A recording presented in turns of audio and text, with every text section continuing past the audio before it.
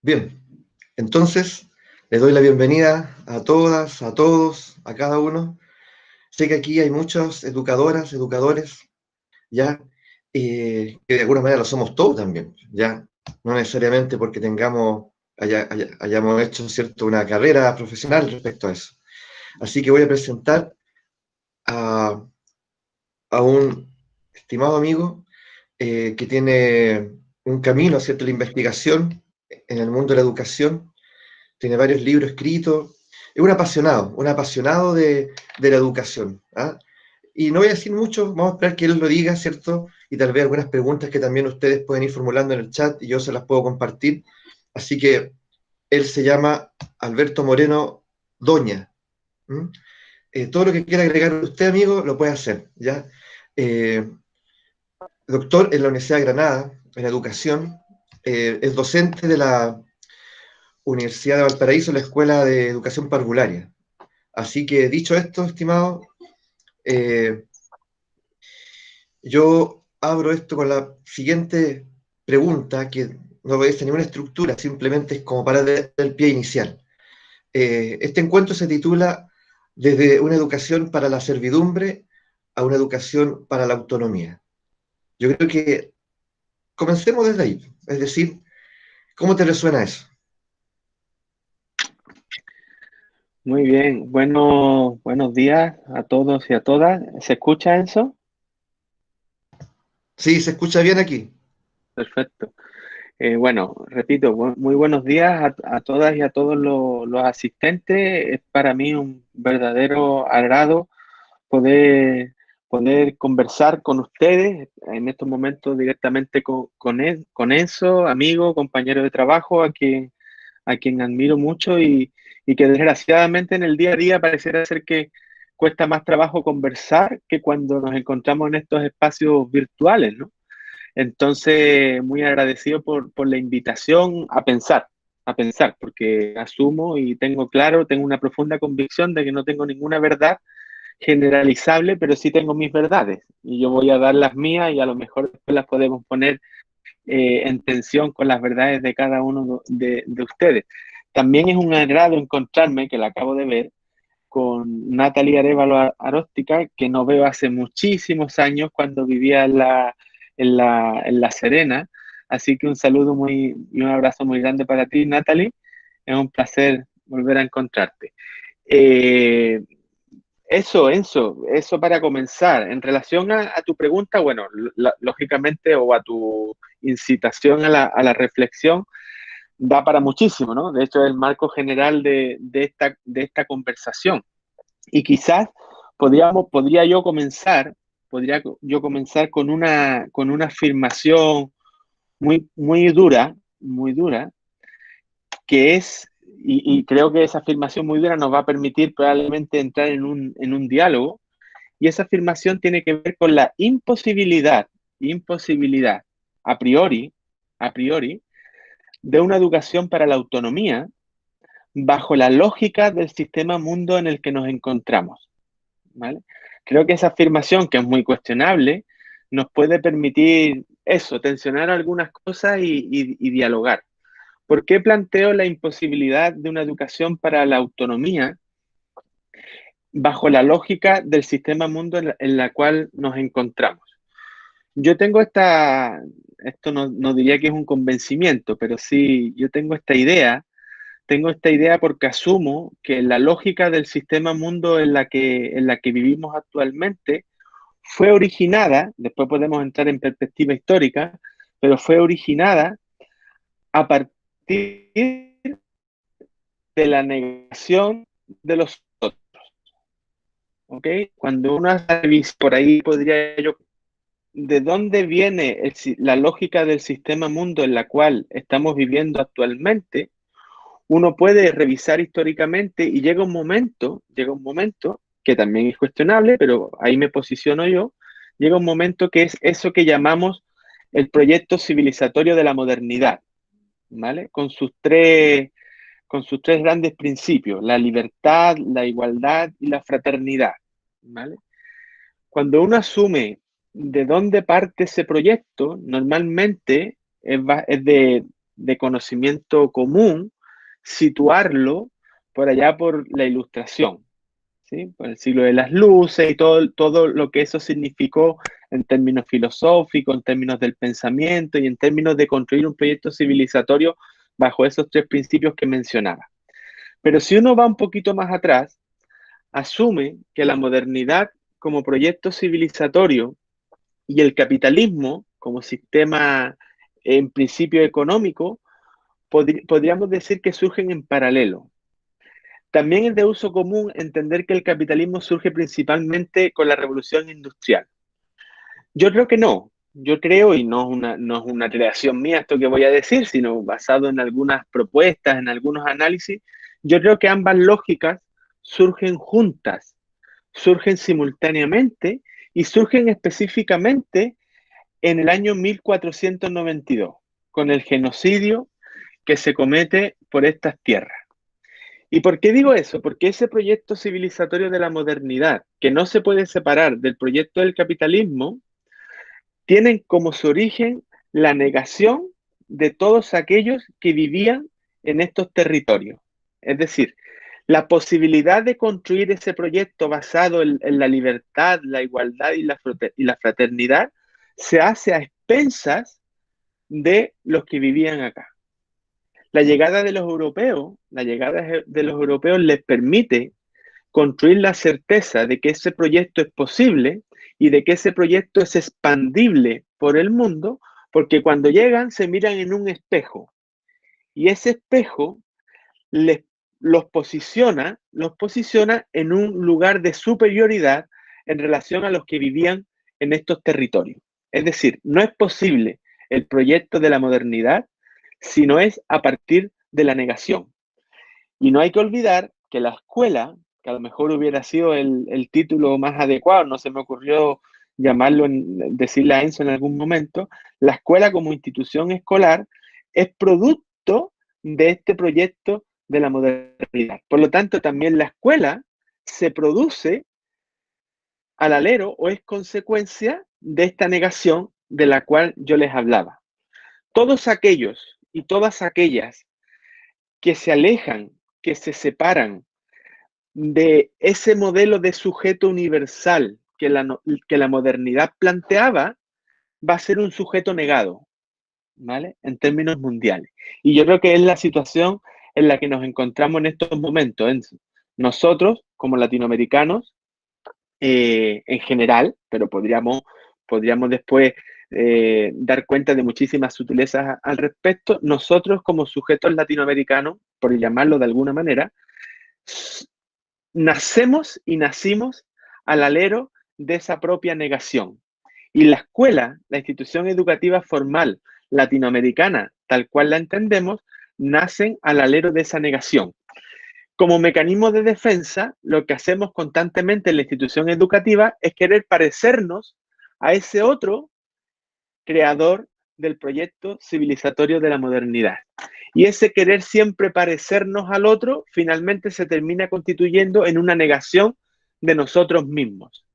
Cuando hablo de nosotros mismos, podríamos hablar de la negación que existe constantemente, por ejemplo, de la mujer, de la negación que existe constantemente de la infancia o de la negación que existe de todos aquellos seres humanos que se alejan de ese modelo. ¿Cuál sería ese modelo de sujeto universal? Uno podría decir que ese modelo de sujeto universal es el ser hombre, el ser capitalista, el ser heterosexual, el ser blanco, entre otras cosas. Todos aquellos que nos alejamos por algún motivo de ese modelo, estamos condenados a ser negados. Y desde ahí, Enzo, yo creo en esta imposibilidad si es que se parece a otro, que además es un otro inexistente, porque el modelo de sujeto universal es una abstracción, no es un ser concreto, ¿vale? Por lo tanto, yo creo que para empezar eso podríamos dejarlo en esa afirmación bajo la lógica que yo estoy planteando. ¿A qué nos invita o a qué me invita esto? A asumir que si queremos construir una educación en general y una escuela en particular para la autonomía, requerimos no de nuevas metodologías, no de nuevos sistemas de evaluación, sino que requerimos de la construcción de otro proyecto civilizatorio que emerja, que parta, por un lado, de la inmensa diversidad en la cual habitamos y por otro lado, de reconocer que nosotros, como sujetos anclados en un territorio en particular, tenemos mucho que decir para la construcción de ese otro proyecto civilizatorio, que lógicamente conllevaría otra escuela u otra institución a partir de la cual podamos generar o invitar a otra forma de mirarnos educativamente. Sí, por ahí recordé con tus palabras al que recientemente falleció Claudio Naranjo cuando dice que nuestra escuela en realidad se parece más a un sistema carcelario y policial que a un espacio cierto de transformación, ¿no es así? Ya. Eh, entonces, a la luz de eso, yo sé que tú has venido investigando justamente esas posibilidades de poder soñar otra modalidad, ¿cierto? Ese otro proyecto, eh, que muchas veces está asociado a ciertos términos o vocablos nuevos que creo que son interesantes que los pueda explicitar, ¿cierto? Para la mayor parte de los que estamos aquí. Por ejemplo, descolonización, ¿cierto? De la educación, ¿ya? Y también epistemicidio, ya que son probablemente que van a empezar a ser cada vez más comunes en los textos y o tal vez en los encuentros similares a este, ¿cierto? Para comenzar a entrarnos en ese otro proyecto civilizatorio, ya que tenemos todo el derecho de soñar. Sí, Enzo. Mira, voy a partir bueno, retomando algo del anterior, ¿no? Cuando digo que este proyecto civilizatorio de la modernidad surge, no en la Ilustración, sino surge con la apertura de Europa al mundo, ¿vale? Y que surge simultáneamente con el capitalismo y que surge como negación, lo que estoy planteando es que en el fondo este proyecto surge con la colonización, ¿vale? Que uno podría pensar que la colonización se da en términos jurídicos, políticos y administrativos. Es decir, bajo esa lógica, Chile hoy día no es un país colonial, ¿vale? Pero una de las cosas que plantean varias personas, entre ellas dos que a mí me atraen mucho, que son Karina Ochoa, que es una activista mexicana, y Ramón Rosfogel, perdón, un sociólogo puertorriqueño, eh, en el fondo, ellos plantean que, claro, uno podría asumir que, por ejemplo, Chile hoy día no es un país colonial en términos políticos, en términos administrativos, pero lo que plantean es que sigue siendo un territorio colonial en términos epistemológicos. Es decir, pensamos no desde nuestros propios territorios, sino desde otros territorios que nos imponen o nos quieren imponer una lógica. ¿Y cuál es esa lógica? Traduzcámosla en el ámbito escolar. Lógicamente es esa lógica carcelaria que tú enunciabas anteriormente. Y esa lógica carcelaria que podríamos sintetizar, aunque con muchos otros elementos, pero podríamos sintetizar como teniendo como eje vertebrador el orden y el control, por lo tanto la negación de los que habitan la institución educativa, y teniendo como principio, que a mí me gusta mucho, el de la ley y no el de la dignidad, ¿vale? Termina convirtiéndose finalmente en una lógica colonial. A mí me gusta mucho eso de la diferencia entre la ley y la dignidad, y me gusta recordar una parábola de Jesús, ¿vale? Cuando él está de alguna manera hablando de que le va a entregar un salario digno a aquellas personas que trabajen en un lugar, ¿sí? Y hay una persona que empieza a trabajar a las 8 de la mañana, otra a las 10 de la mañana, otra a las 3 de la tarde, otra a las 5 de la tarde y la jornada laboral termina a las 6 de la tarde. Entonces, cuando termina el proceso, dice, páguenle justo. ¿Vale? Páguenle lo justo es pagarle a todos el salario diario que les permite vivir dignamente. Es decir, se le va a pagar lo mismo al que entró a trabajar a las 8 de la mañana que al que entró a trabajar a las 5 de la tarde. Uno podría decir eso es lo justo, porque lo justo es que cada uno tenga un salario que le permita vivir con dignidad. ¿Qué hacemos bajo la lógica colonial? Equiparar justicia a ley. y por tanto lo justo bajo esa lógica colonial legal es pagarle a cada uno lo que corresponde en función de sus horas de trabajo. ¿Qué es lo interesante para mí? Que a nosotros nos cuesta entender que lo justo va más allá de la ley. ¿Y por qué nos cuesta tanto trabajo entenderlo? Porque epistemológicamente seguimos siendo un territorio colonizado. Y esa lógica de la ley surge principalmente al alero del proyecto de la modernidad. Entonces, ¿qué es una de las cosas que planteamos, o con la cual yo estoy de acuerdo? Que necesitamos que ese nuevo proyecto tenga como uno de sus centros, como uno de sus focos principales, la descolonización. Es decir, quitarnos aquello que todavía tenemos de colonia y que no nos permite proyectarnos y trabajarnos desde nuestra propia realidad. Es decir, el despojarnos de esa negación constante en la que vivimos desde que nacemos y probablemente antes. O sea, a lo mejor es muy arriesgado decir eso, ¿vale? Entonces, la descolonización tiene que ver con construir un proyecto educativo, no al alero de lo que nos están diciendo desde otros lugares, sino al alero de nuestras propias realidades. Cuando uno revisa, Enzo, y yo lo he hecho alguna vez y como entretenimiento, ¿no? Pero cuando uno revisa los programas de asignatura de las universidades, quedémonos con el ámbito de la educación, y uno se juega con cuantificar y a identificar quiénes son los autores y autoras de referencia que nosotros trabajamos en la formación de educadores, yo me he encontrado que más de un 95% son de autores y autoras europeos y norteamericanos. No digo que no sea interesante, porque claro, lógicamente es interesante, no sé, estoy pensando en la sociología,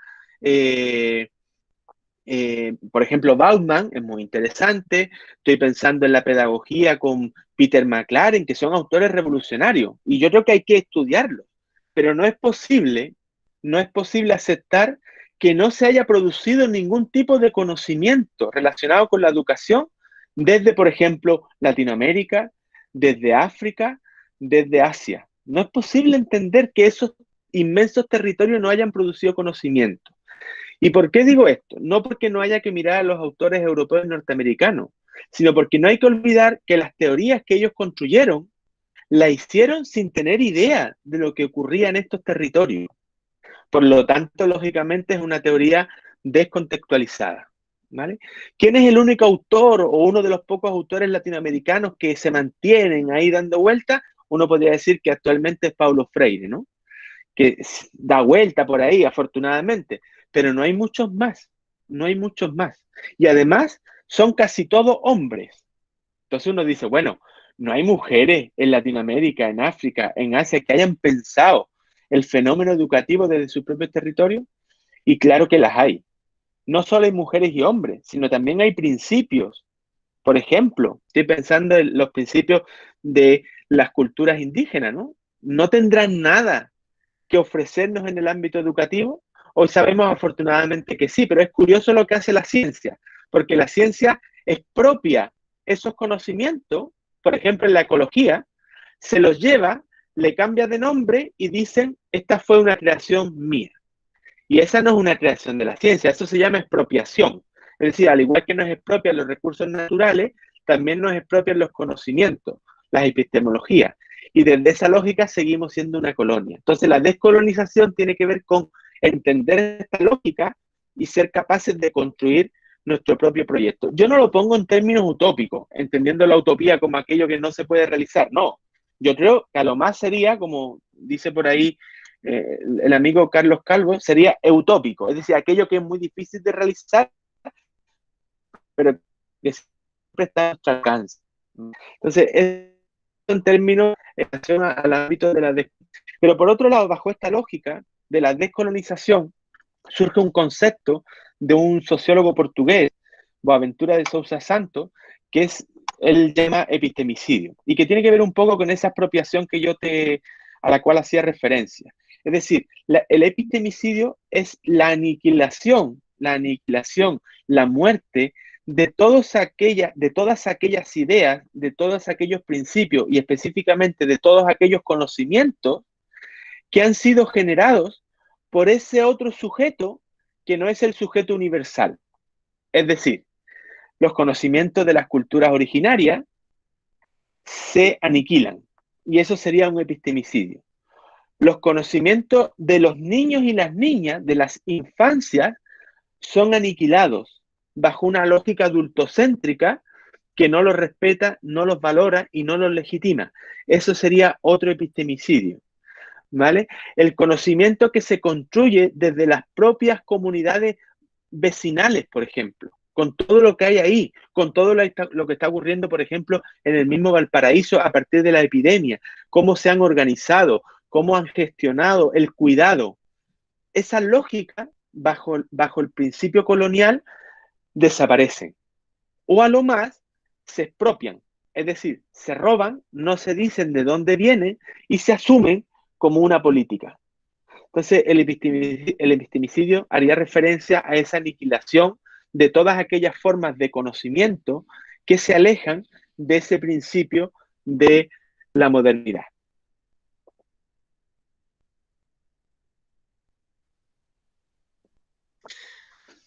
Bien claro, pues, Alberto, esa distinción entre descolonización y epistemicidio, con la que en lo personal estoy muy, muy de acuerdo. Fíjate también que, para continuar, ¿cierto?, con esta incitación a, a que ¿cierto?, el paisaje en ti, ¿ya?, que nos puedas compartir, estaba pensando en esta suerte como de trampa, ¿ya?,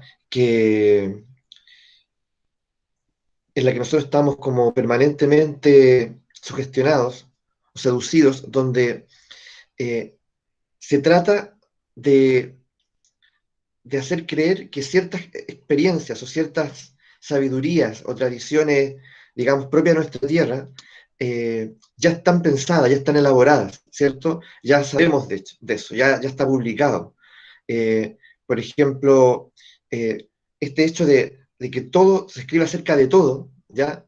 Eh, también es muy engañoso porque en realidad, por ejemplo, tú sabes que yo tengo un interés hace muchos años por las tradiciones nativas de nuestra tierra en general, pero en especial la nahual mesoamericana, ¿cierto? Donde están todos estos pueblos maravillosos como aztecas, toltecas, mayas, zapotecas, en fin. Y por ejemplo, claro, en alguna oportunidad me encontré con que hay una experiencia que se llama recapitulación, y hay una experiencia de transformación profunda, ¿cierto? Vinculada al arte de la respiración y un poco, ¿cierto?, recuperar esas memorias que no nos permiten ser libres para crear la vida que tal vez personalmente y en comunidad deseamos. Entonces alguien escuchó por ahí y dijo, pero eso es como el psicoanálisis. ¿Ya? Entonces, el asunto es que sí y no, porque de alguna manera, uno no puede, quiero decir esto, uno no puede, ¿cierto?, reducir, ¿ya?, la experiencia mesoamericana si no estás ahí, si no la vives como ellos vivieron, ¿cierto?, en el territorio, bajo esas condiciones, bajo esa inspiración, bajo esa poética, ¿ya? Y ahí es muy distinta, ¿cierto?, a lo que uno podría decir es que se parece a. Yo creo que nosotros vivimos permanentemente en eso, ¿ya? A veces, incluso como educadores, es que alguien propone algo nuevo, alguien va a comenzar, ¿cierto?, a compartir alguna idea, ¿ya?, alguna intuición, y ya dentro de eso está, es que eso se parece a. Algunos lo verbalizan, es que eso se parece a, eso yo lo estudié, seguramente no. Yo creo que también es parte de ese epistemicidio, ¿cierto? El vivir creyendo que todo está dicho, todo está escrito, y que de alguna manera, ¿cierto?, todo ya fue, como dices tú, llevado a un plano teórico y ya fue explorado. No, porque si nosotros lo sacamos del territorio, ¿ya? Se transforma en otra cosa, es otra cosa, ¿ya? Si quieres, ya, si me pongo más apegado a cierta tradición, no tiene corazón, ¿ya? Eso quería compartir en una forma de comentario con lo que me nace, con lo que dijiste, ¿cierto? En esta suerte de Sí. descolonización, la importancia de eso, ¿ya? que es fundamental, que es el momento. ¿Se escucha, Enzo? Porque he tenido algunos problemas. ¿Se escucha? Sí, se escucha, se escucha. Ya, perfecto. Sí, Enzo, yo creo que es muy interesante lo que tú planteas, por lo menos me lleva a pensar algunas cosas, ¿no? Y quiero poner un ejemplo. Pensemos hoy día la importancia que está adquiriendo en términos educativos, en términos políticos, en términos sociales, el concepto de comunidad, ¿no? Por ejemplo. Entonces, es muy interesante porque hoy día, por ejemplo, los centros educativos están llenos de ese concepto de la comunidad. Pero no hay que olvidar que la comunidad tiene que ver con una relación con los otros y con las otras. Y no solo con los otros y con las otras, seres humanos, también con otros seres vivientes, también con el entorno que nos rodea, ¿vale?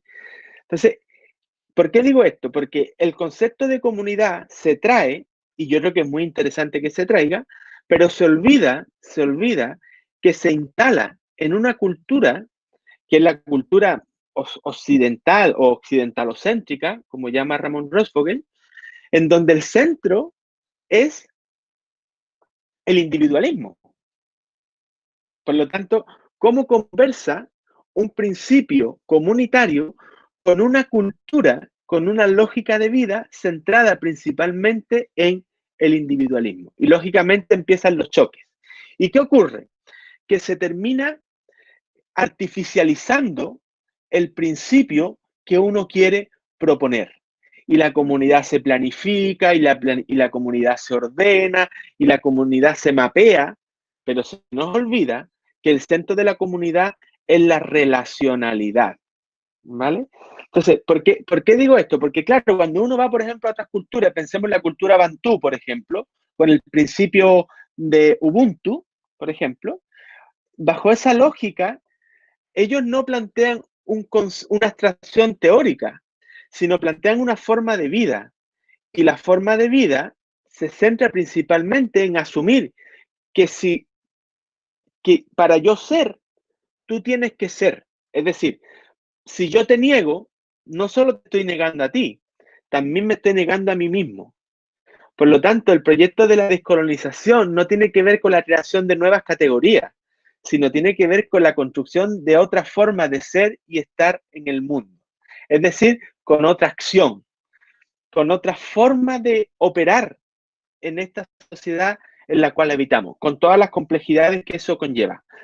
Pero también es cierto, Enzo, que siempre tenemos que estar muy vigilantes, porque podríamos caer, por ejemplo, si yo dijera, a mí me atrae mucho la cultura bantú y la ciencia occidental es la negación absoluta de todo, entonces yo ahora voy a imponer la cultura bantú a todo el mundo. Y por lo tanto estaríamos viviendo bajo la misma lógica de la negación, que es la imposición de un nuevo proyecto. Entonces, a mí me gusta mucho ahí el concepto, la idea que trabaja Boaventura de Sousa Santos, que es la traducción intercultural, que es que efectivamente algunos de los principios de una cultura X puede haber sido trabajado por el psicoanálisis, probablemente. Pero que haya sido trabajado no significa que la sociedad occidental lo tenga encarnado como la forma de ser y estar en el mundo. Por lo tanto, requerimos siempre de esa traducción, de esa posibilidad de entendernos comunitariamente con aquellos que no piensan como nosotros. ¿Sí? Entonces, además del concepto de descolonización, del concepto de epistemicidio, creo que es muy importante el entender o asumir que lo que estamos buscando es otra forma de ser y estar en el mundo y que requerimos para ello de la traducción. Sobre todo hoy día, donde el mundo de alguna manera está interconectado y tenemos la posibilidad de compartir con culturas muy diversas a las nuestras, ¿no?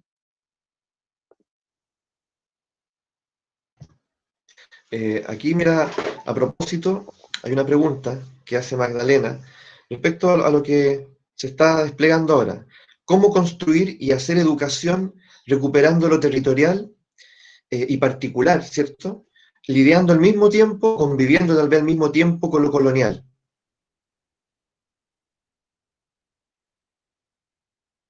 ¿Se escuchó? Ya. Sí, sí, se me cortó un poco, pero creo que llegué a entender y además estoy viendo el chat. Es Magdalena, ¿cierto? Ya. Mira, esto tiene, la respuesta yo creo que tiene varios elementos interesantes, ¿no? El primer elemento interesante, a mi modo de entender y siguiendo a personas que vengo trabajando hace tiempo, es asumir que no tenemos claridad de ese nuevo proyecto civilizatorio que queremos construir. Y eso no es una limitación, a mi modo de entender, es el centro de lo que podemos llegar a ser. Es decir, yo no tengo la manera correcta de cómo hacerlo. No la tengo porque no ha existido, en principio. Y no la tengo porque hay un principio que este nuevo proyecto debiera encarnar, que es que hay que hacerlo entre todos. ¿Vale? Ese es un primer principio muy interesante. Ahora bien, también es cierto que existe la posibilidad de ir construyendo desde los microespacios diferentes alternativas. Y yo no creo que esas estén por realizarse. Yo creo que se están realizando ya en muchos territorios, en muchos lugares. ¿Vale? Yo creo que la pandemia, el estallido social nos ha mostrado que existen territorios donde se están haciendo múltiples cosas. También hay un principio que los educadores, y aquí hablo como educador, debemos asumir y que yo creo que no hemos asumido todavía, y que tiene que ver con esa autonomía. ¿Vale? ¿Por qué? Porque la autonomía de la cual también se habla mucho en el discurso político y en el discurso educativo, es un elemento característico de lo que podríamos denominar el profesionalismo. Es decir, si hay algo que caracteriza al ser profesional, entre otras cosas, es la autonomía. Pero la autonomía supone riesgos. Yo siempre le digo a mis estudiantes de broma, ¿no? De broma o en serio, no lo sé. Muchas veces las estudiantes me dicen, profe, pero es que si hacemos lo que usted nos dice, nos echan. Y yo digo, efectivamente, puede ocurrir, puede ocurrir. ¿Y por qué digo eso? Porque no podemos dejar de pensar que esto no es un ideal que se vaya a cumplir porque haya alguien que lo venga a plantear, sino que son prácticas que debemos ir construyendo en los diferentes territorios. Pero sabemos que al construirlas nos vamos a encontrar con múltiples resistencias, con múltiples complejidades, con múltiples problemáticas con las cuales vamos a tener que trabajar.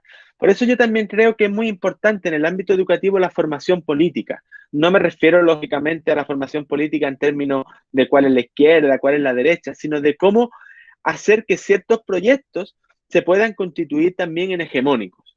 A mí me gusta mucho asumiendo todas las debilidades, todos los problemas y todas las dificultades que tiene, pero a mí me gusta mucho lo que desde hace unos años está generando la Municipalidad de Valparaíso. ¿Vale? No es un modelo ideal, no se está cumpliendo como se proyectó, ni mucho menos. Tiene muchas dificultades, entre ellas la quiebra económica de la municipalidad. Pero es muy interesante. ¿Por qué? Porque ellos se posicionan en lo que ellos llaman biopolítica afirmativa de la vida. Es decir, el centro de la educación no va a ser los contenidos, no van a ser las competencias, no, el centro de la educación es la vida de los niños y las niñas que habitan esos territorios. Y además la vida de las familias que acompañan a esos niños y esas niñas. Ya con esa idea se modifica parte de lo que se está trabajando. Pero ¿qué implica esto? Esto implica que si yo quiero construir un proyecto diferente desde las propias comunidades, esas propias comunidades tienen que tener autonomía para poder levantar sus propias formas de ser y estar o de habitar la institución escolar. Pero eso tiene implicaciones también administrativas. Si yo quiero que alguien piense su propio proyecto, requiere de ciertas condiciones estructurales, pongámonos marxistas, estructurales, para poder levantar ese proyecto.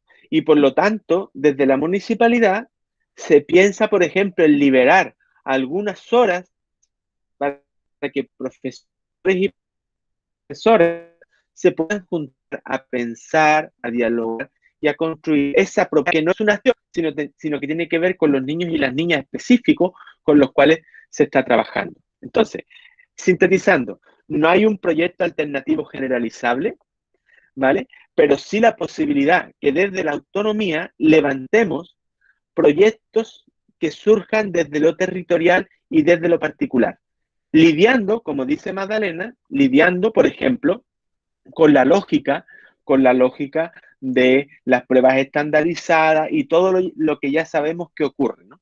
La posibilidad de terminar con esa lógica es levantar otro proyecto que pueda ser hegemónico dentro de este contexto. Probablemente no un proyecto generalizable para todo el país, sino un proyecto que tenga vida en un territorio específico. Entonces, en la comunidad, tanto como le resistimos a la lógica de la estandarización, por ejemplo. ¿Se entendió, Enzo? Sí, estoy atento y veo también, aquí veo los rostros de los demás, ya que los veo también bien focalizados. Hay mucha riqueza acá, en tus palabras, en tu experiencia. Y, y mira, ¿sabes qué? Me nace, no tengo ninguna pregunta aquí puntual, digamos por ahora, pero me nace a mí lo siguiente al escuchar. Eh, que fíjate que yo he estado entrevistando a varias personas, digamos, que son representativos, digamos, de ciertos linajes. Por ejemplo, hace poco a una abuela eh, de origen maya tolteca, ¿cierto? Y conversamos también de educación un poquito, ya más que nada de las tradiciones. En otro momento, de alguien de la tradición andina, ya, en fin, pronto vendrá también alguien que nos pueda compartir, ¿cierto?, su experiencia y sus tradiciones desde, desde la comunidad mapuche. El asunto es que estamos en eso, pero ¿a qué quiero llegar? Quiero llegar a que, por ejemplo, esta abuela llamada Ana Luisa, ya mexicana, decía, todo este conocimiento que ahora podemos estar compartiendo, decía, antes era oculto o antes estaba reservado, pero hace un tiempo todo esto se libera, ya se libera eh, para que esté accesible incluso en Internet, incluso a través de estos medios, incluso a través de YouTube. ¿Ya? Y no, ¿qué quiero decir? Quiero decir que a mí me parece que efectivamente en este apetito, en este anhelo de poder tener una experiencia originaria y sentirse protagonistas ya de este anhelo, de esta construcción, de alguna forma, claro, de alguna forma empiezan a aparecer otras herramientas que no sean a las que estamos acostumbrados, ¿cierto? Las europeas, anglosajonas, en fin, otras herramientas. Y como dices tú, no para convertirme en maya, en mapuche, en quechua, ya en quero, ¿no?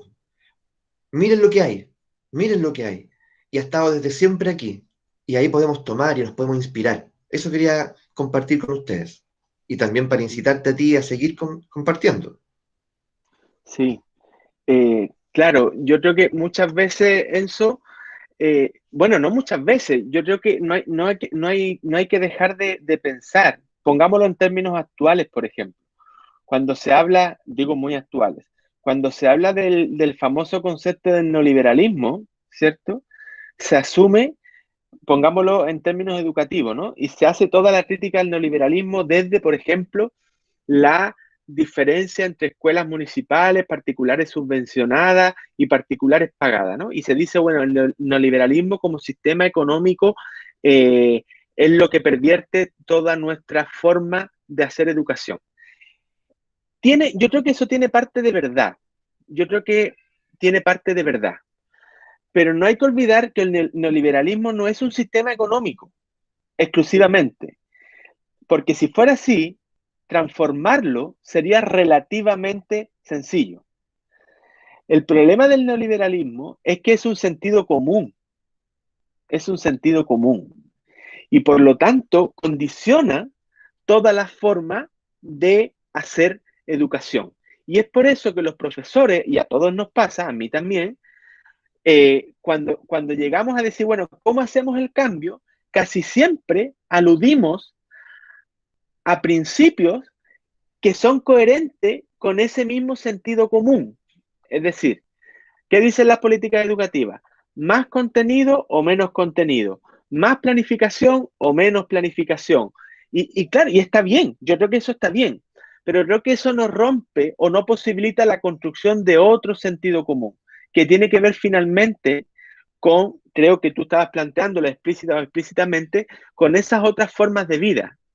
Porque por más conocimiento que haya en Internet, en sí mismo, la lectura de ese conocimiento no genera la transformación de las personas, sino lo que genera la transformación de las personas es la posibilidad de vivir de otra manera. Y para vivir de otra manera, yo me tengo que relacionar con personas que viven de otra manera. Y es en ese hacer colectivo que comienza la transformación, ¿no? Yo esta mañana escuchaba la radio, escuchaba al alcalde, no recuerdo de dónde, de una ciudad del sur, ¿vale?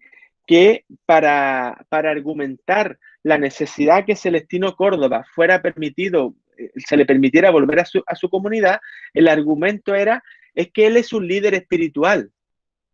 Entonces, es interesante, porque bajo la lógica moderna, ese argumento no tiene ninguna validez.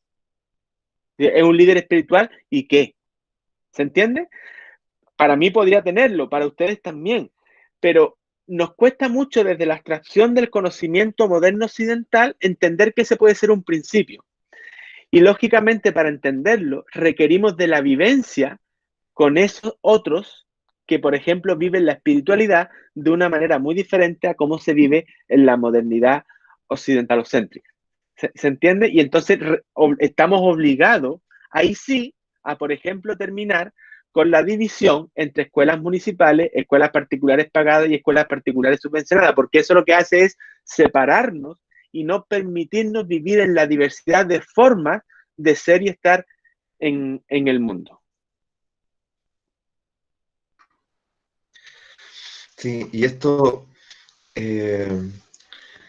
decirle a los que están escribiendo en el chat que lo traten de formular una pregunta, porque es como que son como comentarios, entonces me facilitaría mucho si hay preguntas concretas para compartirlas con Alberto, ¿ya? Mira, eh, dijiste, bueno, sí, dijiste, no basta que esté en Internet el conocimiento, porque ahora evidentemente, ¿cierto? Es vasto. Claro, ¿cierto? Sino que necesitamos de ese territorio, de esa vivencia, de ese fuego, de ese juego, de esa colectividad, ¿cierto? De lo que se gesta ahí y no en otro lugar, y de esa manera, ¿ya? Que era tan propio de estas tradiciones que están vivas todavía. Entonces, por ejemplo, eh, ¿cómo imaginas tú que podemos llevar esa intuición, ya esa dinámica, al espacio concreto, por ejemplo, de la escuela? ¿Mm? Llevar ese espíritu, ¿cierto? Ese aliento de estar juntos, de compartir, ya, que es tan distinto al estar sentado en estas salas a veces que incluso son sombrías, mirándole la espalda, y aunque uno quiera ser un poco más creativo y decir, ya nos vamos a poner en círculo, ya para no mirarnos la nuca uno al otro. Pero, a ver, ¿de qué manera tú sientes, de acuerdo a tu experiencia también, y si alguien ahí nos puede compartir a través del chat, imaginas cómo romper con eso, romper con esa que otra lógica, ¿cierto? Como tan pasiva, tan receptiva, y que uno la palpa con los propios alumnos, ¿cierto? Cuando lo invita a compartir, ¿ya? Y uno se imagina que, digamos, que está allí justamente para despertar esa participación, se encuentra con que hay temores, con que hay restricción, con que hay una voz interna que me contiene. ¿Qué nos puedes compartir? ¿Qué te nace respecto a eso? Sí. Eso, por eso yo creo que tu pregunta nos lleva a cierta luz de esperanza, ¿vale? ¿Por qué digo esto? Porque más allá de lo que uno pudiera crear o creer como ideal, uno no puede dejar de asumir que esas otras formas ya operan, ya operan. Es decir, bajo la lógica académica institucional, por ejemplo, si yo analizo cuando tú vas a la universidad y compartes con las estudiantes, con los profes, tu experiencia, por ejemplo, con los sonidos, ¿sí? Bajo la lógica académica formal, eso no tiene ningún valor, Enzo. Sí, que eso de los sonidos, de que la gente vibre, eso no tiene sentido. Pero ¿qué ocurre? Y eso es lo más interesante, que tenga o no sentido para la mayor parte de la gente, las personas que van a esos espacios y que viven, que encarnan esa otra posibilidad, empiezan a construir otra forma, ¿vale? Entonces, en términos escolares, ocurre exactamente lo mismo. Hay múltiples experiencias de personas concretas, de colectivos concretos, que ingresan a la institución educativa y empiezan a vivir la escuela de una manera diferente. Yo creo que el cambio, la transformación empieza por ahí. Yo no creo, por un lado, no creo ni en el macro cambio absoluto, ni tampoco creo en el cambio totalmente individual, de que yo a mí mismo me transformo. Yo creo que requerimos de un territorio relativamente pequeño desde donde construyamos otras formas de relacionarnos. Y eso puede ser una forma diferente de relacionarnos con el contenido, puede ser una forma diferente de relacionarnos con la evaluación. Por ejemplo, yo lo estoy pensando cuando uno llega a la universidad o a la escuela y dice, yo no los voy a calificar, se van a calificar ustedes mismos. Más allá del valor pedagógico que eso pueda tener, lo que está claro es que eso genera al menos una inquietud en la gente y un mirarse a sí mismo y enfrentarse a lo que tú planteabas, que son nuestros propios temores. ¿Por qué? Porque en el discurso es muy fácil decir, ay, que cada uno tiene que hacerse responsable de su aprendizaje. Eso es muy fácil. El problema es cuando tú sueltas el poder y se lo das al otro. ¿Por qué? Porque el poder, como lo entendemos habitualmente, es entendido, que también es parte de esta sociedad occidentalocéntrica, el poder es entendido como dominación. Y querámoslo o no, en esta lógica neoliberal, el que alguien me diga lo que yo tengo que hacer me libera de responsabilidades. Por lo tanto, cuando el poder no es entendido como dominación, sino como, por ejemplo, el poder entendido como reafirmación de la vida, como posibilidad de construir otro proyecto, eso me hace enfrentarme a mis propios miedos. Pero esos propios miedos no pueden ser abordados en términos individuales, sino que es la comunidad la que acoge. Y esa comunidad requiere, por ejemplo, de un principio que tampoco es muy habitual en nuestra sociedad, que es el principio de confianza, por un lado. Y por otro lado, el principio de que nos guste o no nos guste, no tenemos ninguna certeza. Lo que tenemos son verdades que nos permiten orientarnos, pero que las denominemos verdades no significa que sean certezas. ¿Sí? Asumir que esas verdades van cambiando con el tiempo. Entonces, ¿qué nos queda? Algunos criterios que nos orientan, pero nos orientan no para un hacer individual, sino nos orientan para vivir en esa comunidad. Por ahí yo creo que puede ir la cosa. Y existen múltiples experiencias, Enzo. Yo recuerdo, por ejemplo, cuando vivía en La Serena, ¿no?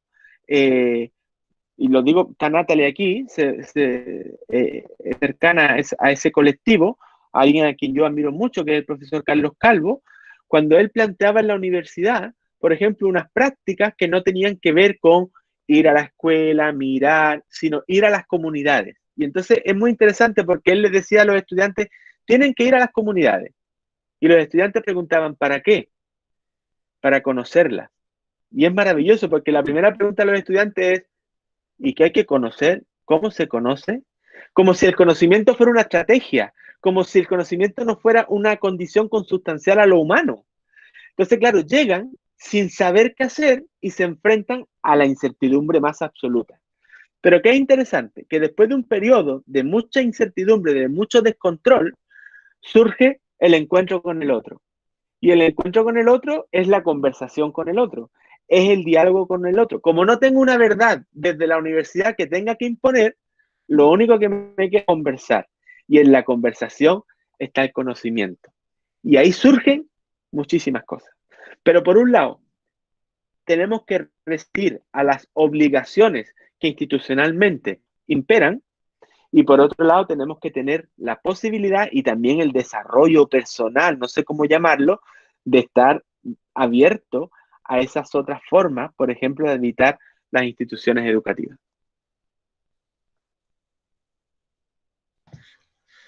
Sí, bueno, aquí hay algunas preguntas ya, pero a la luz de lo que compartes, claro, es un proceso al cual tenemos que darle fuerza y tener una determinación cada uno de nosotros, ¿ya? Justamente porque hay que entender que el otro, en este caso, ese hijo, hija, estudiante, que ya tiene 15, 17 años, estoy pensando, porque los más pequeños todavía hay cierta plasticidad, claro, viene como incorporado justamente en una epistemología, sepa o no. O sea, si uno le puede hablar de epistemología, puede que no entienda nada de que uno le está hablando, pero en el fondo todos estamos ahí, ¿cierto? En esa suerte de matriz de significados y de límites también del conocimiento. Entonces, me hizo recordar esta imagen. Yo tengo también como una relación bien complicada con las evaluaciones. ¿Ah? Entonces, me pasa que, que las alumnas, en una cierta mecánica, en una cierta lógica de nuevo, te dicen, profesor, ¿cuándo usted va a entregar la pauta de evaluación? ¿Ah? Y no les digo nada. ¿Cuándo la va a entregar? ¿Ya? Y de pronto entran en estado, y se supone que hay trabajos de por medio, y empiezan a entrar en un estado de colapso, unas más que otras. Profesor, ¿cuándo va a entregar la pauta? ¿Y para qué la quieren ustedes? ¿Ya? Eh, para saber qué es lo que usted, cómo nos va a evaluar, cómo nos va a evaluar, qué es lo que usted va a mirar, para que uno se pueda, eh, para que uno no se equivoque, para que uno sea, ustedes quieren en el fondo eh, realizar un trabajo apegado a mi criterio, ¿ya? A mi visión del mundo, eh, a mis propias limitaciones, a mis expectativas, sí. O sea, ya, pero tú te das cuenta de lo que estás diciendo, o ustedes lo que están diciendo. Bueno, al principio hay perplejidad, pues justamente, y les digo, no les voy a entregar nada, nada, háganlo con libertad. No, es mayor colapso, ¿ya? Entonces, el asunto es que finalmente, claro, uno entra a dialogar, a hablar, y claro, y finalmente termina hablando, ¿cierto?, de todo un sistema, de lo que estamos conversando, po. Termina hablando, ¿cierto?, de esta escolarización brutal en la que estamos, en fin. Pero finalmente, ¡pum!,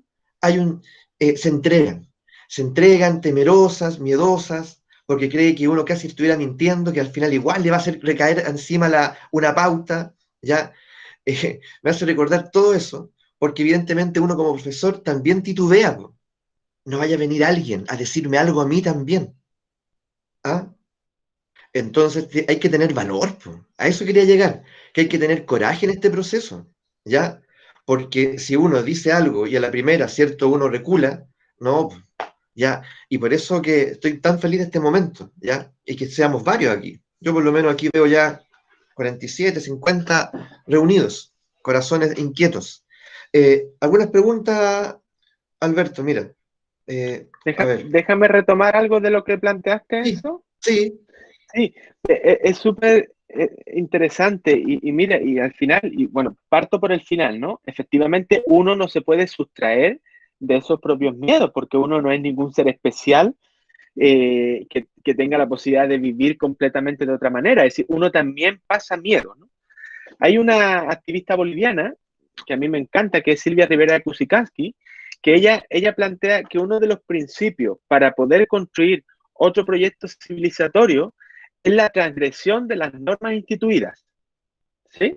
A mí es uno de muchos que ella plantea. A mí me encanta. ¿Por qué? Porque efectivamente los cambios no llegan de manera natural, así, tienen que llegar. Los cambios me refiero a institucionales, otros cambios probablemente sí.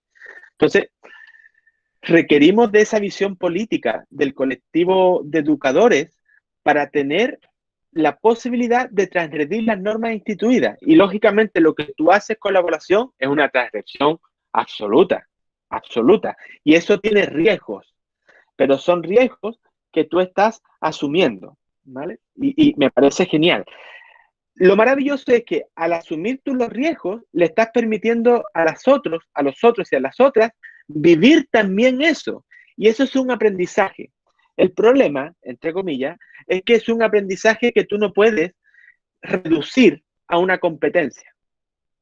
¿vale? Y ahí los instrumentos, la lógica evaluativa de las instituciones escolares, hablo de las universidades, que es donde yo ahora me desempeño, es perversa. ¿Por qué? Porque las universidades confunden objetividad con justicia. Yo siempre digo a los estudiantes, miren, sepan que esto no es más que un instrumento para que yo pueda ejercer mi poder como profesor. Se lo digo muy serio, ¿no? Y empiezan a asustarse. Algo de verdad hay en eso, algo de verdad hay en eso, porque uno asume que cuando lee un trabajo, la lectura del trabajo a uno como profesor lo lleva a múltiples lugares y le permite construir una interpretación de lo que ha significado ese trabajo para esa persona. Pero como no nos atrevemos a decir eso, decimos, ahora vamos a la pauta. Yo estoy seguro, Enzo, yo estoy seguro que un porcentaje muy alto de profesores primero ponen la nota y después rellenan la pauta. Estoy seguro. Pero claro, eso mucha gente no lo va a asumir, porque significaría ir en contra de un malentendido concepto de objetividad.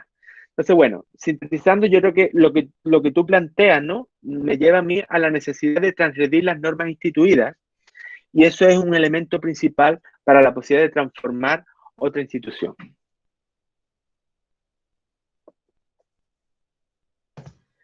Algunas preguntas, claro, yo creo, tomando eso, sí hay que despertar al revolucionario que llevamos dentro, ¿ya? Respecto a uno mismo, y ni siquiera respecto a afuera primero, es respecto a mí mismo, es decir, cuánto yo me puedo revelar respecto a mis propias autoimposiciones, a mis propios temores, ya, a mis propias mansedumbres. Ahí primero, ¿cierto? Para después pensar en que puedo sostener algo afuera, con valor. Ya, mira, aquí Fernanda, yo voy a compartir la siguiente pregunta, Fernanda. Dice en un momento, ¿cómo se podría integrar a la educación tradicional, por ejemplo, el autoconocimiento, entendido como la búsqueda del propósito de la vida? Es una pregunta que hace Fernanda. ¿Mm? Fernanda, esa es una pregunta muy difícil para mí. No, no tendré una respuesta concreta. Lo que sí creo, eh, que finalmente yo creo que tenemos que asumir, y ahí ustedes saben mucho más que yo de esto, no tengo ninguna duda, pero les quiero plantear mi posición. Yo creo que el autoconocimiento no es una técnica. Yo creo, puedo estar diciendo una barbaridad, sino que en toda la cultura, incluso en la nuestra, que es una cultura de negación, el autoconocimiento siempre está presente bajo ciertas lógicas. El problema es que es una lógica de la negación que no nos permite mirarnos a nosotros mismos de una manera diferente, ¿vale? Entonces, lo que habría que abrir es un espacio y un tiempo que no, que no sea asignaturable, es decir, asignatura de conocimiento, como Gana, etcétera, sino entender que finalmente la construcción de conocimiento siempre es un conocimiento, siempre, pero no exclusivamente, siempre es un conocimiento sobre sí mismo. Es decir, aprender de verdad historia, no repetir la historia, sino aprender la historia, tiene que ver también con mirarnos a nosotros mismos, cómo nos hemos constituido como sujetos históricos. Aprender matemática tiene que ver exactamente con lo mismo. No es una abstracción de la asignatura, es cómo la asignatura se despliega en mi diario vivir. Y yo creo que ahí está la posibilidad de mirarnos a nosotros mismos y por tanto de generar un mayor autoconocimiento sobre quiénes somos, cómo trabajamos, cómo vivimos, etc. Sin ser yo especialista en este ámbito ni tener mayor conocimiento del que les estoy planteando. Sí, pero es bien inspirador eso, ¿eh? Eso que comentaste, eso de cómo esa historia, en el fondo, ¿cierto?, me permite eh, evidenciarme, reflejarme, ¿ah? En mi propia historia tan personal, ¿cierto? O las matemáticas, cómo se despliega, dijiste tú, en mi vida cotidiana, cómo está ahí, cómo está hasta en mi cuerpo, ¿ya? No como algo abstracto, ajeno, ¿ya? Que si me lo vivo así, ¿cierto? Finalmente, claro, ya pierde sentido, pierde propósito, pierde corazón, como me gusta a mí decir. Hay algunos comentarios aquí, por ejemplo, dice Alexandra, lamentablemente es que las universidades reproducen la esencia de la educación bancaria, dice. María dice, profesores y directivos reflexivos, donde se reconoce que son profesionales y no repetidores. Alexandra, hay que reivindicar el juego y el error, el miedo a equivocarse, el, el bueno, a ver, voy a leerlo tal cual, el miedo a equivocarse y a la burla de los pares inmoviliza, ahí está, ¿ya? Entonces, siento que a la luz de lo que se ha ido como tejiendo aquí, algo más, espérate. Sería valioso que se refieran también a la educación no institucional. Hoy están muy presentes los talleres como lugar de encuentro y educación fuera de la institución, digamos, como oficial. Eso está interesante. ¿Qué te parece eso? En tu Sí. experiencia también. Bueno, yo creo, voy a retomar varias cosas, ¿no? De lo que se ha planteado. Yo creo que efectivamente, vayámonos a la actualidad en Chile, ¿no? Eh, cuando el 18 de octubre ocurre lo que ocurre, ¿vale? Uno asume que eso no es producto de una planificación pensada desde hace 4 años atrás, donde, como dijeron al principio, ¿no? Donde una serie de comunistas se reúnen para ver cómo salimos a las calles. Yo creo que eso es iluso, eso no ocurrió así. Yo creo que lo que hay detrás de lo que nos ocurrió el 18 de octubre, y es un tema para mí muy relevante, es que asumimos que lo que hacemos como chilenos no es vivir, sino es sobrevivir, que es muy diferente, que es algo muy propio también de esa lógica colonial. Es decir, no vamos a trabajar por la vida, sino vamos a trabajar por la sobrevivencia. Porque la sobrevivencia me genera control sobre los otros, ¿vale? Pero claro, tenemos que asumir que la vida no es un elemento tangible que yo pueda preparar, sino la vida tiene que ver con algo consustancial a lo humano y es más, incluso a lo biológico. Por lo tanto, el ser humano no puede soportar la sobrevivencia todo el rato. En algún momento tiene que decir basta, ¿vale? Entonces, ¿por qué digo esto? Porque yo creo que lo que ocurre con la creación de todos estos espacios paralelos a las instituciones educativas formales tienen que ver con buscar espacios y tiempos donde se pueda vivir y no solo sobrevivir. Porque lo que hacemos en la escuela, lo que hacemos en la universidad, lo que hacemos en el trabajo, tiene que ver con esa misma lógica de sobrevivencia. Entonces, como ya la institución no me da más, no me ofrece otras oportunidades, se empiezan a crear múltiples oportunidades paralelas, que yo encuentro súper legítimas. Ahora, a mí, como educador, lo que me interesaría es que esas experiencias diversas estuvieran al interior de las instituciones, porque nos permitirían una educación formal otra, ¿vale? Pero lógicamente no ha ocurrido y no está ocurriendo.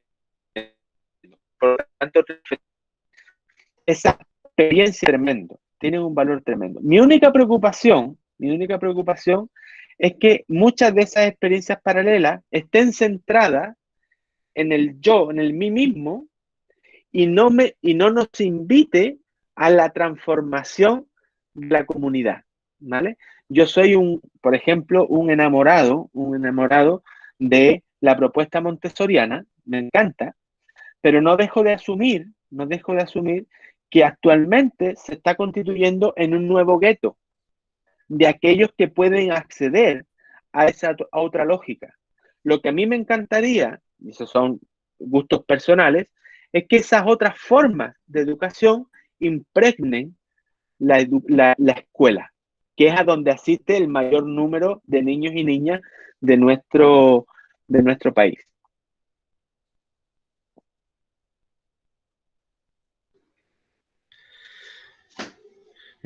El, justamente cuando dijiste esto de finalmente nuestra institución hasta hoy, ¿cierto?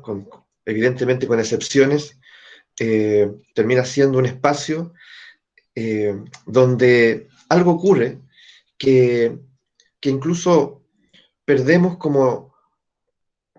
perdemos la capacidad de estar atentos. Para mí la atención es muy importante, es decir, cuando uno, cuando uno logra sostener la atención es sinónimo de que allí, ¿cierto? Algo está ocurriendo, ¿ya? que, que todo mi cuerpo, todo en mí, ¿cierto? No solamente mi cabeza, ¿cierto? Está acusando recibo. Decía, aquí hay algo que es valioso para la existencia, para mi desarrollo, ¿ya? Y eso a veces ocurre en algunas clases, no me cabe la menor duda. Yo creo que todos hemos tenido esa experiencia, ¿ya? Incluso hasta en algunos seminarios, que pueden parecer tan formales, de pronto algo pasa, alguien se para adelante, o hay clases donde, y no son todas, ¿me entiendes? Momentos memorables, digo yo, en los que algo ocurre que no hay que hacer callar a nadie, en que no hay que decirle apaga el celular, parece que eso naturalmente nos despojamos de todo eso y nuestra atención está disponible, como un gran regalo. Eh, y siento, claro, como dices tú, de pronto ante esa ausencia, ¿ya? Ante esa ausencia, claro, emergen todas estas posibilidades externas, que son todas legítimas, donde nos sentimos un poco más vivos. Tal vez no del todo, pero claro, sentimos que nuestro cuerpo puede estar presente, nos sentimos tal vez, ¿cierto? Eh, como, como interesados de verdad por algo que puede ser, a lo mejor, que podría estar inserto, incorporado hace muchísimo en la escuela, en la universidad, pero nos encontramos con esas limitaciones que tú hablaste al principio, ¿cierto? Esas limitaciones que tienen que ver con el profesionalismo, ya un cierto estereotipo, ¿m? Que hay que conservar, una formalidad y que no deja entrar, ¿cierto? O cuando dijiste esto, que me dio mucha risa también, porque para que además sepan los que no me conocen, yo, entre otras artes, me dedico a hacer sonoterapia y tengo innumerables instrumentos, unos muy extraños. Entonces yo empecé a llevarlo a la universidad y a crear un espacio donde invito, no es un espacio formal, y me lo he ido ganando con el tiempo, y, y claro, muchos asisten y claro, pueden salir agradecidos de la experiencia, pero en general uno observa las resistencias, digamos, en otros planos, digamos, ya como de hacerlo más oficial, de integrarlo, y lo digo porque yo creo que justamente lo que necesitamos en la institucionalidad es, es mirarnos a la cara, ya entre los que se supone que estamos dirigiendo eso, sobre todo con los que lo dirigen abiertamente, y confía en mí. O sea, hablarnos cara a cara, confía. Ya, esto va a traer bienestar. Ya, creamos en esta otra forma. Ya, si quieres, por último, sondiémosla, evaluémosla, observémosla, pero tienes que estar, por favor, tienes que estar. Ya, ¿cómo me vas a negar algo sin haber estado nunca, sin haberlo experimentado en tu cuerpo? Entonces, eso nos falta. Yo también siento que nos falta esa libertad, esa confianza profunda y ese regalarnos todos la experiencia a las que nos invitan, ¿cierto? Dejar ese juicio, esa distancia, de pensar que es algo conocido o porque alguien me habló alguna vez, yo ya lo sé, lo que hablamos al principio también, no. Entregarnos, recuperar, ¿cierto? Esa pasión por la experiencia. Todo esto me nace, te lo comento y se lo comento a todos a la luz de todo lo que estamos conversando. ¿Ya? ¿Qué te parece, Alberto? Enzo, yo creo que efectivamente la experiencia es la gran ausente de las instituciones educativas, ¿vale? Eh, y tiene que ver, entre otras cosas, porque se ha asumido que la inteligencia, a pesar de lo que ya sabemos, porque sabemos muchísimo sobre eso, pero se sigue asumiendo que la inteligencia, por un lado, es algo genético y por otro, que es algo que ocurre en la cabeza de la gente.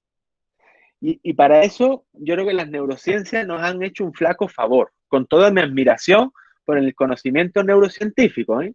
Pero nos han hecho un flaco favor, porque pareciera ser que el cerebro es el lugar donde está el conocimiento. Y yo creo que no, pues. Efectivamente, el conocimiento no está en el cerebro, el conocimiento está en la experiencia. Por lo tanto, cuanta mayor posibilidad de experiencia, cuantas mejores experiencias, cuantas más diversas experiencias tenemos toda la posibilidad de encarnar, nuestro conocimiento va a ir en una dirección o va a ir en otra. A mí me hace mucho sentido eso que tú planteas en relación a, ok, veámosla, observémosla, vivámosla. Después de eso podemos hacer la evaluación, pero no desde mis propias categorías que yo tengo determinada a priori, sino desde lo que a mí me ocurre en ese estar de una forma diferente. Por eso es tan importante, y yo lo ponía en términos de broma, pero es muy serio, todas estas propuestas, y reitero lo que tú planteabas,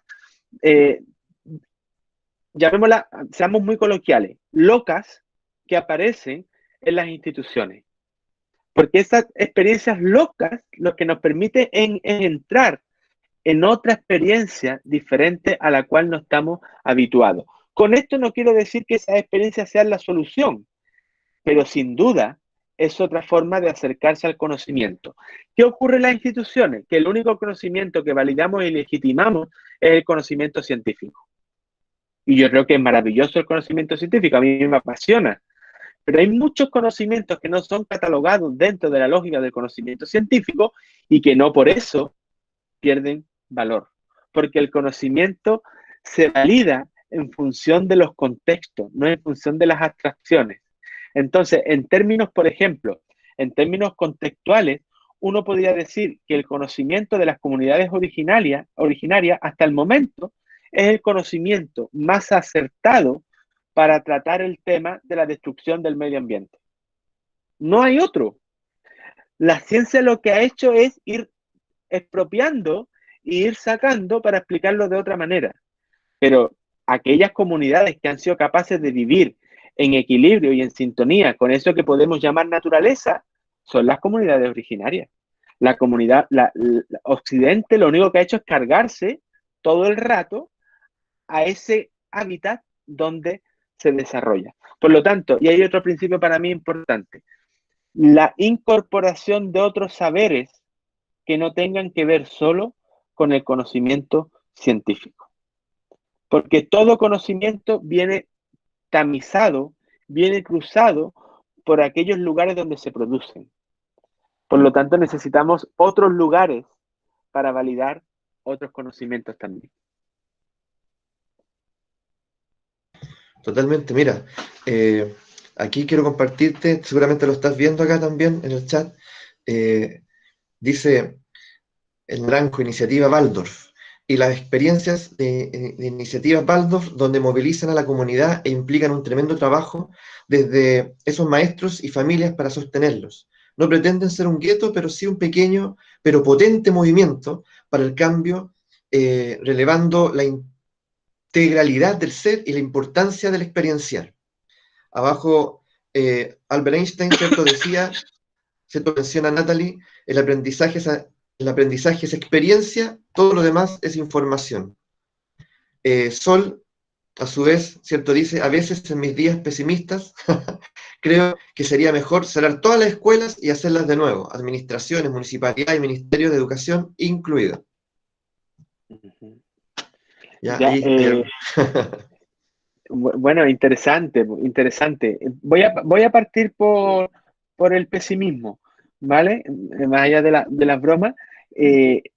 Entiendo, Sol, que en algún momento se ha pensado o se pensó en esa plan, es decir, empecemos todo de nuevo, reseteemos el computador, ¿vale? El tema es que lógicamente eso por una cuestión económica no se puede hacer. No se puede hacer. Pero yo entiendo que en esos días que uno se levanta un poco más pesimista que otro, esas ideas vengan a rondarnos. Ahora, también creo que en los otros días, donde uno se levanta más esperanzado, tiene que validar esas otras experiencias que probablemente todos nosotros hemos tenido en algún momento, ¿no? Y me encanta esa descripción que hizo Enzo cuando dice, hay días, hay clases donde uno ve absoluto silencio, absoluta pasión, no preocupación por los celulares, etc. No es mucho no son muchas las veces que eso ocurre, pero si ocurre es porque algo está pasando ahí. Entonces, yo creo que es nuestra responsabilidad de mirar qué es lo que pasa cuando eso ocurre, porque eso nos tiene que permitir ser capaces de aportar a esa otra forma que tenemos de educar, ¿no? Yo creo que en los momentos, que no siempre uno los tiene, en esos momentos optimistas y llenos de esperanza, tenemos que mirar esas experiencias. Tenemos que mirar las experiencias que hacemos en los barrios, porque ahí ocurren otras cosas y eso podría ayudar a enriquecer la escuela. ¿Por qué digo eso? Porque a lo mejor es momento, y esto lo estoy pensando ahora, de dejar de pensar que la solución a los momentos de la escuela está en aquellos que construyen las políticas educativas a nivel macro. y que por lo tanto la reconfiguración de las instituciones educativas pasa por las comunidades particulares. ¿Vale? Ahí yo creo que hay un elemento interesante. Me hace mucho sentido la diferencia entre experiencia e información que hace Natalie, y efectivamente vivimos en un mundo saturado de información. Yo creo que esta experiencia del Zoom, del Meet, de todas las plataformas, a mí no me gustan en todo caso, si no me gustan, no me gustan en comparación a la relación directa con el otro, ¿no? Pero si hay algo que nos ha traído, que yo creo que es muy interesante, es que efectivamente, ahora sí nos dimos cuenta de que la información y que por lo tanto tenemos que ocupar los espacios de convivencia para otras cosas, no para informar, sino para vivir. Y la vida la tenemos que construir entre todos y todas, ¿vale? Y por último, haciendo relación, y yo comparto lógicamente, no sé el nombre, pero Naranjo Iniciativa Waldorf, yo creo y estoy convencido de que efectivamente ni Waldorf, ni Montessori, ni ninguna de las propuestas alternativas que hay tienen como pretensión constituirse en guetos. Yo eso lo tengo muy claro, y además me encanta esas propuestas alternativas. Cuando uno visita estas experiencias, se dan cuenta que lo que ahí ocurre, lo que ahí se experimenta es algo totalmente diferente, ¿vale? Ahora, también no dejo de pensar críticamente que el Estado, como gran paraguas, no permite que estas experiencias operen de manera diferente. Por lo tanto, aunque no es intención de nadie, finalmente quien pueda acceder a esa otra educación son un número de personas muy reducidas, muy reducidas. Y que normalmente el criterio pasa por la posibilidad de pagar esas experiencias, porque esas experiencias para sustentarse necesitan de recursos. Y entonces esa es mi pena, esa es mi pena. Entonces, ¿cómo la escuela tradicional se nutre de esas otras múltiples experiencias para dejar de ser una escuela tradicional?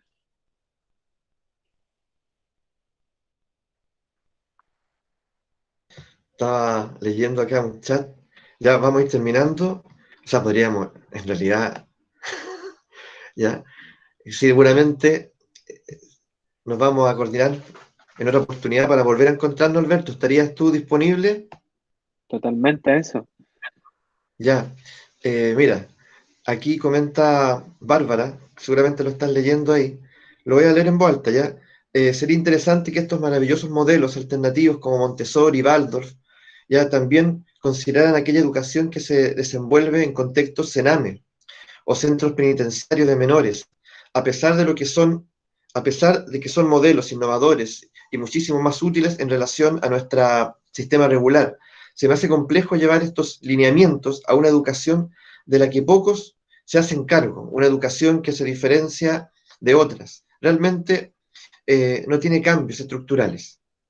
¿Existirá la posibilidad de traer con eficacia estas ideas al contexto educativo más vulnerable que tiene Chile? Bueno, perdón, voy a ver quién. Bárbara, genial, genial tu reflexión. Hay un principio que a mí me gusta mucho, por eso hablaba de otros saberes, que finalmente son otras experiencias, que es el principio de diversidad epistemológica. Es decir, yo nunca he creído eso de los fundamentalismos. O somos montessorianos, o somos eh, o somos Baldor, o somos, etcétera. No, yo no creo en eso. Yo lo que sí creo es la diversidad epistemológica. Y efectivamente hay un conocimiento en las experiencias escolares y educativas en contexto, por ejemplo, Sename, que no pueden ser negadas. No pueden ser negadas, tienen que ser rescatadas, tienen que ser revisadas, tienen que ser recogidas, tienen que ser analizadas y tienen que ser aprovechadas, aprovechadas. Si no lo hacemos, terminamos excluyendo a esos otros que acceden a ese tipo de experiencias. Por un lado, pero por otro lado, no es solo por no excluir a esos otros, es por asumir que la escuela tradicional debe enriquecerse de toda la diversidad cultural, económica, social, sexual, etcétera, que existe en nuestro país. Porque suponemos que queremos una escuela donde estén todos y todas presentes. Por lo tanto, yo abogo porque efectivamente esos otros espacios que han sido excluidos de todas las maneras posibles, porque la exclusión es sistemática, no solo deben ser mirados, sino deben ser rescatados como una manera de enriquecer a la escuela en su generalidad.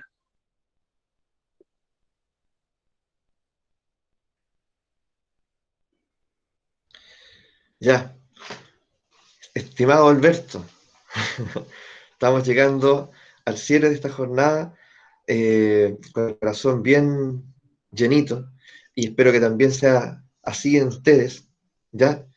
Eh, con, con la posibilidad de volver a reunirnos, ya con Alberto, porque ciertamente hay muchísimo, y sobre todo centrarnos así, enfocarnos en la educación, en nuestros sueños, y ver, pues, ya adentrarnos ahí en esos pliegues para poder esclarecernos también, y ahí escuchar también sus voces, que tal vez en el próximo encuentro van a tener ahí como esto como antecedente. Así que está grabado, yo lo voy a editar un poquito y lo voy a subir a mi canal, ya para el que lo requiera. Bueno, Alberto, muchas gracias. Enzo, un regalo de sábado en la mañana, tener la posibilidad de conversar, de ver a tantas personas ahí participando a través del chat. Me llevo muchísimas reflexiones, así que de verdad muy agradecido. Tomo una última reflexión de Roberto Díaz, que está en el chat, ¿no? Y que creo que es bien interesante. Él plantea que mientras el concepto del dinero dirige nuestras acciones, creo que mantendremos ese estado de colonización. Yo creo que es importante a lo mejor cerrar con esto, ¿no? Yo creo que no es solo el concepto de dinero. A mí me gusta mucho la propuesta de Carpolangi cuando él habla de las mercancías ficticias. Y él dice que finalmente lo que ha hecho el neoliberalismo más perverso ha sido mercantilizar incluso cosas que no son propias del mercado. Es decir, la naturaleza, el trabajo, por ejemplo, el conocimiento y el dinero no son propios del mercado. Eso lo ha mercantilizado el neoliberalismo. El dinero no era más ni menos que un sistema de intercambio en un origen. Por lo tanto, yo creo que sí, que un elemento que tenemos que considerar, y con esto me despido agradeciendo, es la no mercantilización de la vida. La vida no puede ser parte del mercado. La vida tiene que ver con esa relacionalidad. Y esa relacionalidad yo creo que a pesar de las limitaciones que uno pueda vivir en esta relación más virtual, también opera. Y la invitación de eso para mí, de Enzo, para mí no es más que eso, vida. Es la posibilidad de estar con otros y otras. Así que Enzo, agradecerte por un lado y felicitarte por esta iniciativa que ya sé que vienes desarrollando hace algún tiempo y ojalá que se mantengan por mucho más. Ya pues Alberto, nos vamos a volver a reunir sin lugar a dudas, ¿ya? Así que yo creo que el entusiasmo está, no me cabe la menor duda. Ahí mucha gratitud, así que también a todos los que estuvieron hoy, ¿ya? Señor, que esté muy bien, ¿ya? Un Muchas abrazo gracias. fuerte para Nos todos y vemos, para todas. Gracias, Enzo. Chao, chao. que estén bien.